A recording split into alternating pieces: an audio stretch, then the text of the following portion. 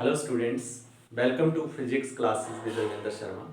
Our today's topic is electric field at any point due to an electric dipole. Previous lecture में आपने electric field on the axial line and on the equatorial line of electric dipole निकाला था और उसकी value जो थी वो axial line पे आपने याद कर ली होगी 1/4πε0 2p cos theta upon r cube.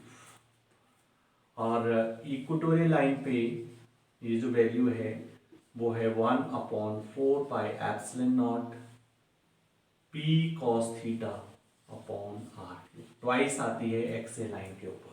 p dipole moment होती है और उस पॉइंट की डिस्टेंस जो that is r। Now in this case here let us suppose an electric dipole. हम मान लेते हैं कि ये इलेक्ट्रिक डाइपोल है AB consisting of two charges minus q and plus q having length 2a center O। और यहां पर हम इलेक्ट्रिक जो फील्ड निकालना चाहते हैं वो इस पॉइंट P के ऊपर निकालना चाहते हैं which makes an angle theta with the center of dipole along the axial line। Axis के along जो डाइपोल की एक्सिस है उसके साथ कितना एंगल बना रहा है थीटा। ऑब्जर्वेशन लाइन जो है यहां पर हम मान लेते हैं कि ये डाइपोल है, इसकी डाइपोल मोमेंट आपको पता है नेगेटिव टू पॉजिटिव होती है, पी वेक्टर है। अब हमारे पास ये पी वेक्टर जो है that is along the dipole. हम क्या करते हैं यहां पर इस आर्टिकल में सबसे पहले सपोज कर लेते हैं ये डाइपोल ऑफ स्मॉल लेंथ या ideal dipole having dipole moment P. Now resolve P vector into two components,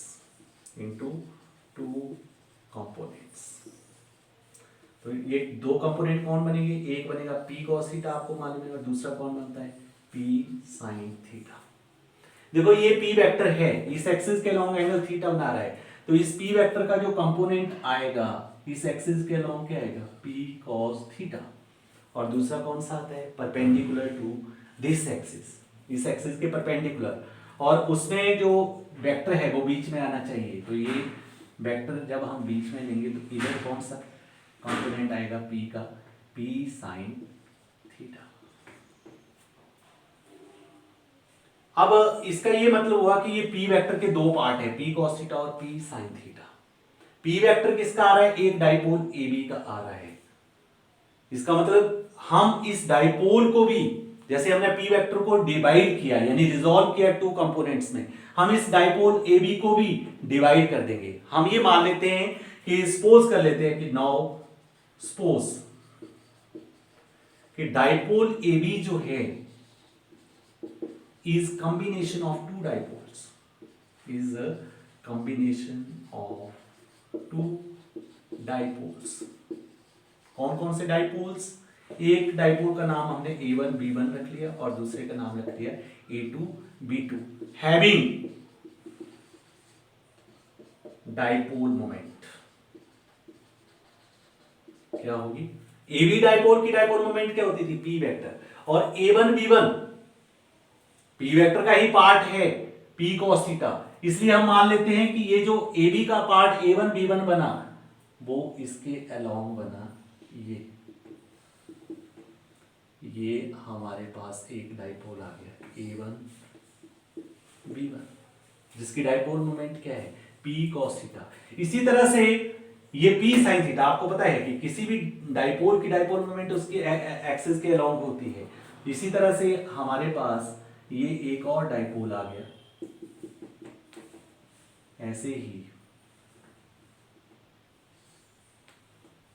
इसको मैं आगे बढ़ाऊंगा A2 B2, इसकी डाइपोल मोमेंट क्या है P sin थीटा।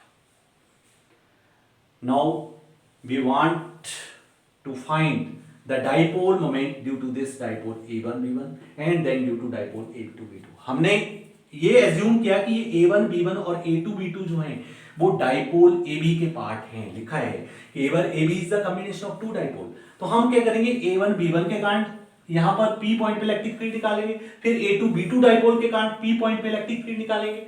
जब हम P पॉइंट के ऊपर इन दोनों डाइपोल के कारण इलेक्ट्रिक फील्ड निकालेंगे, उन दोनों को क्या करेंगे, ऐड कर देंगे। जब हम उनको ऐड करेंगे, एडिशन करेंगे, तो हमारे पास किसका आएगा, डाइपोल AB का। क्यों, क्योंकि A1 B1 और A2 B2 जो है they are both are the part of AB। अब हम पहले केस लेते हैं A1 B1 का, इलेक्ट्रिक फील्ड। इलेक्ट्रिक फील्ड मैं शॉर्ट में EF लिख रहा हूं, electric field due to dipole A1 B1 having dipole moment कितनी है, A1 B1 की डाइपोल मोमेंट कितनी है, P cos theta. Electric field due to dipole A1 B1 having dipole moment P cos theta at कहां पर, point P point के ऊपर। इस सेंटर से हमने इस P पॉइंट की जो दूरी जो है ये हमने R एज्यूम की है, R डिस्टेंस है ये। अब जब आप P पे निकाल रहे हैं A1 B1 के कारण, अब आपको मालूम है कि डाइपोल A1 B1 पे पॉइंट P जो है lies on axial line at point P that is on axial line. कहां पर है ये, axial line of dipole A1 B1 के कैसे, एक्सियल लाइन पे। इसका मतलब ये है कि इस डाइपोल के कारण पॉइंट P पे जो इलेक्ट्रिक फील्ड आएगा वो क्या आएगा, मान लो E1 वेक्टर मैग्नीट्यूड है, तो कितना आएगा, that is the electric field of the axial line. क्यों, क्योंकि इस डाइपोल के लिए पॉइंट P एक्सियल लाइन पे है, अलोंग द लाइन जॉइनिंग है। देखो ये A1 B1 है, इसकी लाइन जॉइनिंग पे है, तो यहां पर कितना आएगा, 1/4 pi epsilon not 2। Dipole moment कितनी है यहाँ पर, P cos थीटा अपॉन क्या आएगा, R क्यूब। और इसकी डायरेक्शन क्या आएगी, डायरेक्शन आपको पता है कि अलोंग द डाइपोल आती है, अलोंग द डाइपोल। ये डाइपोल A1 B1 इस डायरेक्शन में है, इस पॉइंट को P रखा है, तो इस पॉइंट से ये डायरेक्शन में आएगी अलोंग PL। मैं इसको रख लेता हूं L point, along PL line joining के अलोंग। ये आ गया आपके पास E1 वेक्टर, राइट। अब आपका नेक्स्ट टास्क क्या है, electric field due to dipole A2 B2। इसी तरह से इलेक्ट्रिक फील्ड जैसे आपने पीछे लिखा, किसके कारण, due to dipole A2 B2 के कारण। कहां पर, A2 B2 having dipole moment. A2 B2 को देखो जरा, इसकी डाइपोल मोमेंट कितनी है, P sin थीटा, क्योंकि इसके एक्सिस के long dipole moment P sin, having dipole moment कितनी है, P sin थीटा। कहां निकालनी है, एट पॉइंट P। अब मैं इस डाइपोल को देख रहा हूं, इस पॉइंट P को देख रहा हूं, तो ये कहां लाई कर रहा है, it lies on the equatorial line. ये इक्वेटोरियल लाइन पे लाई कर रहा है, परपेंडिकुलर टू इस डाइपोल के परपेंडिकुलर। देखो ये डाइपोल है और ये पॉइंट P की ये डायरेक्शन है, तो इसके परपेंडिकुलर है। तो इसके लिए क्या होगा, ये ऑन अलोंग कहां आ रहा है, इक्वेटोरियल लाइन, इक्वेटोरियल लाइन।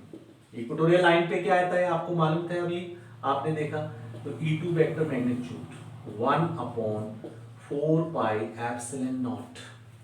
2 नहीं आता, ट्वाइस नहीं आता, P आता था, P cos थीटा आता था। वहां पर P cos थीटा आता था क्योंकि वहां वैल्यू उसके अलोंग P cos थीटा। यहां पर क्या वैल्यू है, यहां पर P sin थीटा डाइपोल की, तो यहां पर क्या बनेगा हमारे पास, P sin theta upon R cube, क्योंकि इस डाइपोल की डाइपोल मोमेंट क्या है, P sin थीटा, और इसके अलोंग क्या बनेगी, upon R distance R cube. अब इसकी डायरेक्शन क्या आती है, आपको पता है जो डाइपोल होता है उसकी एक्सिस के अपोजिट, डाइपोल की एक्सिस क्या है, ये है, ये A2 B, इधर P sin थीटा इधर को है, तो इसकी E2 वेक्टर की डायरेक्शन क्या आएगी, that is along this direction, E2 vector is along this direction.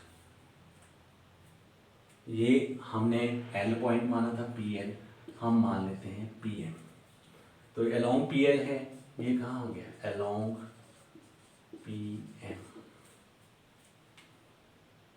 अब लास्ट केस की तरह आपके पास बन गया, PL और PM जो कि दो वेक्टर हैं E1 वेक्टर और E2 vector incline to each other, adjacent vectors हैं, इनका अगर आपको रिजल्टेंट निकालना है तो एडजेसेंट वेक्टर का रिजल्टेंट कैसे निकालते हैं आप? By parallelogram law of vector addition. आप यहां पर एक पैरेललोग्राम बना देंगे, इस लाइन के एक पैरेलल आपने लाइन बनानी है नीचे वाली लाइन के, ये इस तरह से ऐसे एक पैरेललोग्राम, रिजल्टेंट कौन देगा? रिजल्टेंट देगी डायगोनल, ये रिजल्टेंट आएगी। इट मींस ये PL PM PN देगी और ये क्या आएगा आपके पास? E vector. E वेक्टर, आपको E वेक्टर निकालना है पैरेललोग्राम लॉ से। लास्ट केस में भी आपने इक्वेटोरियल लाइन में भी पैरेललोग्राम लॉ लगाया था। आपको चाहिए E1 वेक्टर और E2 वेक्टर में एंगल, तो ये एक्सेल लाइन के अलॉन्ग था, ये इक्वेटोरियल लाइन, इन दोनों के बीच में एंगल कितना आएगा? 90 degree. So as E1 vector and E2 vector are represented by, मैं वैसे वर्बली बोल रहा हूं, represented by two sides PL and PM of parallelogram, then their resultant is represented E vector by diagonal of the parallelogram. So E is equal to, by parallelogram law, by parallelogram law of vector addition, parallelogram law से हमने vector addition का parallelogram law लगाया, यहां से हमारे पास क्या बनेगा? Under root, उसी तरह से E1 square plus E2 square plus 2E1 E2 cos of theta, theta कितना है? 90 डिग्री। आपको मालूम है कॉस 90 कितना होता है? 0, तो ये 0 हो जाएगा आपके पास। यहां पर ये बन गया under root E1 square plus E2 का square, E1 square plus E2 का स्क्वायर। E1 आपके पास ये है 2p cos theta r cube, value रखेंगे हम तो हमारे पास ये बन गया अंडर रूट, E1 की जगह आ जाएगा 1/4 pi epsilon not 2p cos theta upon r cube का square plus 1/4 pi epsilon not p sin theta upon r cube का स्क्वायर। हम यहां पर कॉमन ले लेंगे, दोनों में है 1/4 pi epsilon not p upon r cube square, अंदर रह गया 2 cos थीटा यानी 4 cos square theta plus sine square theta. अब ये स्क्वायर है अंडर रूट से बाहर आएगा, स्क्वायर कट जाएगा, 1/4 pi epsilon not p upon r cube और अंदर बन जाएगा 3 cos स्क्वायर थीटा, इसे हम सेपरेट कर देंगे, 3 को 4 cos स्क्वायर थीटा को 3 cos square theta plus cos square theta 4 बन जाएगा प्लस साइन स्क्वायर थीटा। आपको मतलब मालूम है कि cos square theta plus sine square theta क्या होता है? 1।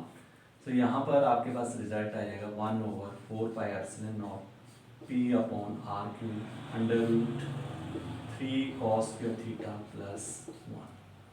That is the resultant electric field due to dipole at point P। और डायरेक्शन क्या आएगी? अलोंग PN के अलोंग आएगा, P to N। Now next is direction of E vector। E vector जो resultant electric field आ रहा है ये कितना एंगल बना रहा है?